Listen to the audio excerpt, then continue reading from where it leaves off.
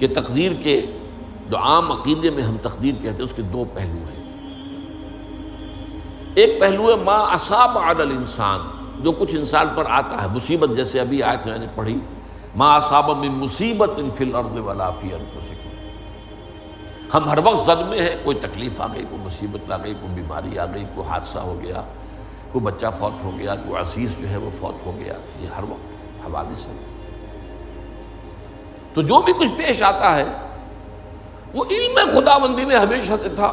یہی وجہ ہے کہ ایک اور حدیث ہے ابن الدیلمی سے، لمبی حدیث ہے وہ، لیکن اس کے اندر جو آخری ٹکڑا ہے وَتَعْلَمَ، یعنی انسان کے نجات کے لیے لازم ہے کہ یہ بات بھی تم جان لو انما اصابک لم یکن لیخطئک وانما اخطأک لم یکن لیصیبک ولو مت علی غیر ھذا، اگر تم اس کے سوا کسی صورت پر ہوگے تو جہنم میں داخل ہو جاؤ گے، لدخلت النار۔ یہ جان لو کہ جو چیز تم پر آئی وہ آنی ہی آنی تھی۔ دیکھیے ہوتا کیا ہے، کاش کہ میں اگر یوں کر لیتا تو یہ نہ ہوتا، بس یہی ایمان بالقدر کے منافی ہے۔ جو ہوا ہے وہ اللہ تعالیٰ کے ہاں تو پہلے سے طے تھا، ہونا ہی تھا۔ تمہاری کوئی تدبیر، کاش کہ میں اس وقت یہ کر لیتا، یہ لو، اسی لیے ایک حدیث میں الفاظ آئے ہیں ان کلمۃ لو تفتح عمل الشیطان، اس لو سے، کاش، اس سے شیطانی عمل شروع ہو جاتا ہے۔ کاش کہ یہ ہو جاتا، کاش میں یہ نہ کرتا، کاش کہ ہو جاتا، تو یہ نہیں۔ تعلم انما اصابک لم یکن لیخطئک، تو جان لے اس بات کو کہ جو چیز تم پر آئی ہے وہ ہرگز ٹلنے والی نہیں تھی۔ کوئی تدبیر تم کر لیتے، کوئی کسی وقت کوئی ہیلا کر لیتے، کوئی تم قدم اٹھا لیتے، کچھ بھی کر لیتے، وہ تو آنی ہی آنی تھی۔ وما انما اخطاک، جو چیز تم سے چھوٹ گئی، رہ گئی، نہیں ملی۔ ایک ویکنسی ایڈورٹائز ہوئی تھی، آپ نے بھی درخواست دی تھی، آپ کو نہیں ملی، اب آپ ہو کاش کہ میں نے فلاں سے سفارش کرا لی ہوتی، بس گئے۔ تو جو چیز چھوٹ گئی وہ چھوٹ جانی ہی تھی، اس میں قطعاً جو ہے کوئی شکل، کوئی تدبیر، کوئی سفارش، کسی طرح کا کوئی بھی ہیلا، کوئی جو ہے اس میں کارگر نہیں ہو سکتا تھا۔ لم یکن لیصیبک ومت علی غیر ذالک، اگر تو اس کے سوا کسی کیفیت پر تیری موت واقع ہوئی، اگر یہ یقین نہیں ہے، یہ ہے تقدیر کا وہ مفہوم کہ جس کا تعلق ہے علی ما اصاب الانسان، جو انسان کے اوپر وارد ہو رہا ہے، اس کے ضمن میں تقدیر کا مفہوم کیا ہے کہ جو ہوا ہے وہ تو ہونا ہی تھا، اس میں تو کسی شک و شبے کی گنجائش نہیں، بالکل قطع اللہ تعالیٰ کا فیصلہ ہے۔ البتہ در حقیقت ایک دوسرا پہلو ہے، ما یفعل الانسان، وہ جو انسان کرتا ہے۔ یہاں آ کر یہ تقدیر کا مسئلہ بہت ٹیڑھا ہو جاتا ہے۔ آیا میرے اندر کوئی اختیار بھی ہے کہ نہیں؟ Do I have any free choice؟ یا ہر شخص پہلے سے طے ہے؟ تقدیر کا ایک عام مفہوم یہ ہے، اور اس مفہوم میں بھی بعض روایات بھی ہیں جو اس کی تائید کرتی ہیں کہ ہر چیز پہلے سے طے ہے، لکھی ہوئی۔ اور یہ جو حدیث ہم نے ابھی پڑھی ہے، یہ گویا کہ اس کی ایک مثال ہے کہ وہ جو لکھ دیا گیا تھا، فرشتے نے لکھ دیا تھا، رحم مادر میں لکھ دیا تھا، شقی او سعید، یہ بدبخت ہے یا سعادت مند ہے۔ تو ایک شخص پوری عمر نیکی کے کام کرتا رہا، آخری وقت میں آ کر کوئی ایسا حادثہ پیش آ گیا کہ وہ اہل جہنم کے سے کام شروع کر دی اور جہنمی ہو گیا۔ یا ایک شخص ساری عمر جو ہے جہنمیوں کے سے کام کرتا رہا، آخری وقت میں آ کر کوئی ایسی توفیق ملی، کچھ ایسا معاملہ ہو گیا، توبہ کر لی اور اس نے جو ہے اہل جنت کے سے اعمال شروع کر دی، ضرورت ہو گئی۔ تو یہ جو ہے علامہ اصابک کا علیحدہ بات ہے، اور علامہ یفعل الانسان، انسان کیا کرتا ہے، اس میں اس کی قدرت کتنی ہے، اور یہ ہمارے ہاں فلسفے کا بڑا مشکل موضوع ہے، اسی کا نام ہے جبر و قدر۔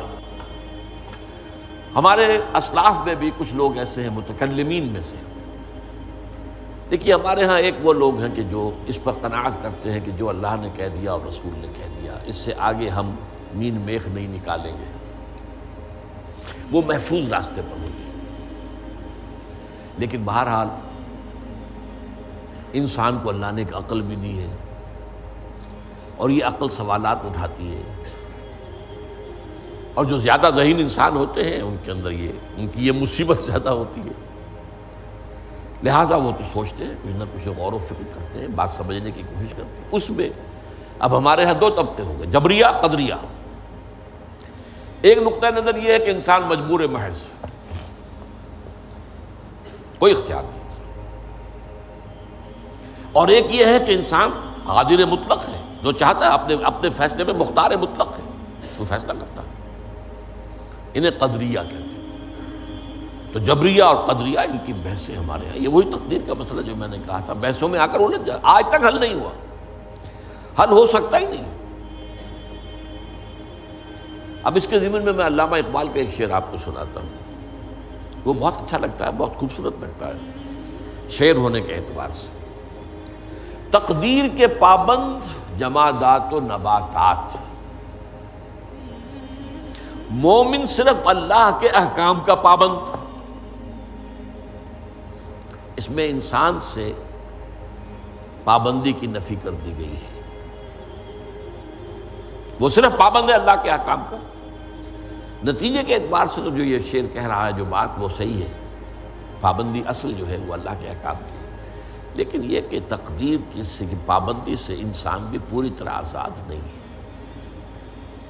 یہ سمجھ لینا کہ یہ جمادات و نباتات ہی کا معاملہ، یہ غلط ہے، یہ مبالغہ ہے۔ ظاہر بات ہے کہ شاعر جو ہے، شاعر مبالغے سے بچ نہیں سکتا، چاہے وہ علامہ اقبال ہو، کوئی بھی ہو۔ تو اسی لیے سورہ شعراء کے اندر جو عام شعراء کی جو صفات بیان ہوئی ہیں وہ آپ کے ذہن میں آ گئی ہوگی۔ مبالغہ کرتے ہیں، فی کل واد یہیمون انہم یقولون ما لا یفعلون، وہ کہتے بھی وہ کچھ ہے جو کرتے نہیں ہیں، اور یہ بات تو علامہ اقبال پر بھی چشمہ ہوتی ہے۔ بہرحال یہ شعر ذرا پھر نوٹ کیجئے، تقدیر کے پابند جمادات و نباتات، مومن صرف اللہ کے احکام کا، کوئی بات صحیح نہیں۔ انسان بہت سے اعتبارات سے مجبور ہے۔ سب سے پہلے جو ہے انسان کے اندر ایک تقدیر نوعی ہے، نوع انسان۔ چھوٹی سی چڑیا اڑتی پھرتی ہے، انسان نہیں اڑ سکتا۔ آپ نے ٹھیک ہے مشین ایجاد کر دی، جہاز ایجاد کر لیا، آپ دوڑ رہے ہیں، 500 آدمی اور سینکڑوں من سامان لے کر جو ہے وہ جا رہا ہے، 747 ہو یا 757 ہو، یہ کر لیا ٹھیک ہے، خود نہیں اڑ سکتا۔ اب کیا کریں گے آپ؟ یہ تقدیر نوعی ہے، سپیشیز، ہر سپیشیز کے لیے اللہ نے ایک اندازہ مقرر کر دیا ہے، اس اندازے ہی میں رہے گا، اس سے باہر نہیں جا سکتا۔ پھر ایک تقدیر شخصی ہے۔ اب دیکھیے تقدیر شخصی کیا ہے؟ بعض اوصاف و صفات ہمیں وراثتاً ملتے ہیں، we have no choice۔ پہلے بھی یہ بات مانی جاتی تھی، آج جو ہے ذرا سائنٹیفک انداز میں ہم کہتے ہیں جینز میں چلا آ رہا ہے، اس جینز کو کوئی بدل سکتا ہے؟ جو جینز بھی آپ کو ملے اپنے والدین کی طرف سے، وہ آپ کی شخصیت کا ظاہر بات ہے کہ فیصلہ کن طرز پر اس کو ڈھال دیتے ہیں۔ جینز ہے، پابندی ہے۔ نمبر 2 یہ کہ خاص طور پر جو گھر کا ابتدائی ماحول ہوتا ہے، ماں کی گود اور ابتدائی گہوارہ گھر کا، اس کے جو اثرات مرتسم ہو جاتے ہیں شخصیت کے اوپر، وہ بھی بڑے مستقل ہوتے ہیں، پختہ ہوتے ہیں۔ ان دونوں چیزوں کو ضرب دے لیجئے، hereditary factors multiplied by environmental factors, اس سے مل کر ایک شے تیار ہوتی ہے جس کو قرآن کہتا ہے شاکلہ۔ قل کل یعمل علی شاکلتہ فربکم اعلم بمن هو اہدی سبیلا، سورہ بنی اسرائیل۔ شاکلہ کسے کہتے ہیں؟ شاکلہ شکل دینے والی شے۔ آپ کو لوہا ڈھالنا ہے، کوئی خاص پرزہ بنانا ہے، اس کا پہلے سانچہ بناتے ہیں۔ لوہے کو پگھلا کے اس میں ڈالیں گے تو جیسا سانچہ ہوگا ویسا ہی لوہا جو ہے وہ شکل اختیار کرے، اسے شاکلہ کہتے ہیں۔ یہ شاکلہ جو ہے ہر انسان کا، اس سے باہر انسان نہیں جا سکتا۔ اس کے اندر اندر سٹرگل ہوگی، اس کے اندر اندر اس کی جد و جہد ہوگی، لیکن اس کا یہ مطلب نہیں ہے کہ اس کا کوئی فری چوائس نہیں۔ فری چوائس ہے، لیکن وہ فری چوائس انہی حدود کے اندر کام کرے گا، اس سے باہر نہیں۔ اس بات کو مختلف احادیث میں حضور نے بہت خوبصورتی سے بیان کیا۔ ایک حدیث بڑی اہم ہے، بڑی اہم ہے۔ الناس کالمعادن، انسانوں کی مثال بھی معدنیات کیسی ہے۔ اب سونے کی معدنیات میں سے سونے کی جو اور ہے، اب پتہ نہیں اردو میں مجھے معلوم نہیں اور کا ترجمہ کیا کرتے ہیں عام طور پر، لیکن جانتے ہیں اور وہ کچی دھات جس سے کو صاف کر دیتے ہیں تو پھر وہ دھات جو ہے خالص شکل میں سامنے آ جاتی ہے۔ سونے کی اور سے سونا بنے گا، چاندی کی اور سے چاندی بنے گی، سونا تو نہیں بن سکتا، جتنا چاہے صاف کر لیں، وہ اور تو مستقل۔ الناس کالمعادن خیارکم فی الجاہلیت خیارکم فی الاسلام، جو تم میں جاہلیت کے دور میں، پری اسلامک دور میں جو بہترین تھے وہی اسلام میں آ کر بہترین ہوئے۔ وہ اور سونے کی تھی، وہ صاف ہو گئی ہے، اور سونا جو ہے وہ نکھر کر خالص سونا بن کر آ گیا ہے، اسلام نے صاف کر دیا۔ وہ چاندی کی اور تھی، اسلام نے اس کو صاف کر دیا ہے، وہ نکھر کر چمکتا ہوا جو ہے وہ چاندی بن گئی۔ لیکن یہ کہ اذا فقہوا، البتہ پھر اس میں ایک اضافہ کیا حضور نے، جبکہ ان کے اندر دین کا فہم داخل ہو جائے، تو یہ کہ جو بہترین پہلے تھے وہی بہترین اب ہوں گے۔ اسلام لانے سے پہلے بھی بہترین ابو بکر تھے، اسلام لانے کے بعد بھی بہترین ابو بکر۔ حضور پر وحی سے پہلے بھی بہترین خاتون خدیجۃ الکبریٰ تھی، ایمان لانے کے بعد بھی بہترین خاتون خدیجۃ الکبریٰ۔ اور دوسری حدیث سنیے، عن ابی الدرداء رضی اللہ تعالی عنہ قال بینما نحن عند رسول اللہ صلی اللہ علیہ وسلم،